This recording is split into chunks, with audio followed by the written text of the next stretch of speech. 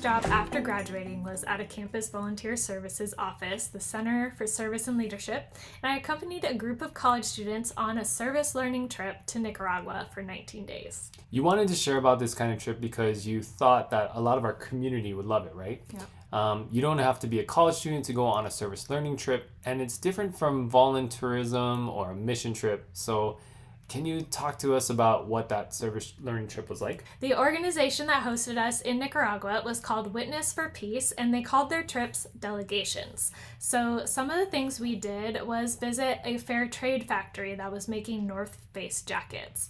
We went to the dump and met people who work and live there. We met local leaders who organize in those communities. We stayed overnight with families who work out in coffee farms and saw their one-room school. We visited a farm that's practicing permaculture. We interviewed Nicaraguans who were protesting international trade policies that affect banana plantations, etc.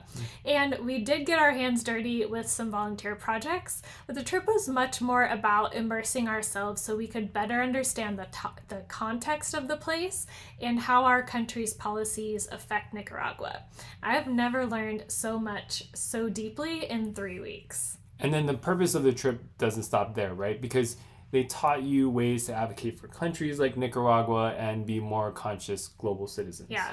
Our group was full of passion by the end, and Witness for Peace spent time guiding us on how to unleash that passion in concrete ways as we return home and carry those experiences with us into the rest of our lives. So there are a number of organizations out there that host similar types of trips or delegations.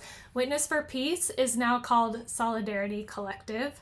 Road Scholar has some similar education-focused trips for adults, and it's one of the more well-known. If you search for service learning, the results are all about student trips. And volunteering is also not really the right term either.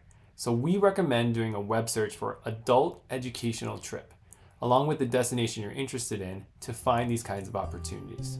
And if you have a favorite service learning trip organization, definitely let us know.